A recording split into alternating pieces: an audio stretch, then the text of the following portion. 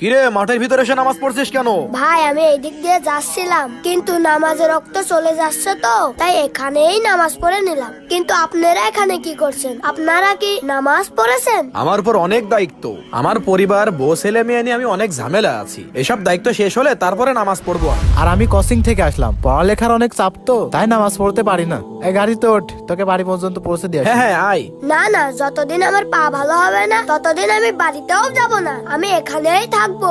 এই, তুই তো জন্ম থেকেই প্রতিবন্ধী, তোর কি পা ভালো হবে? আমি তো আপনাদের এটাই বুঝাতে চাচ্ছি, আপনারা যে বলেন দায়িত্ব শেষ হবে, বৃদ্ধ হব, তারপরে নামাজ পড়বো, ঠিক যেভাবে আমার পা ভালো হবে না আর আমি পায়ে হেঁটে বাড়ি যেতে পারবো না, ঠিক ওইভাবে কোনোদিন তোমাদের দায়িত্বও শেষ হবে না আর নামাজ পড়াও হবে না।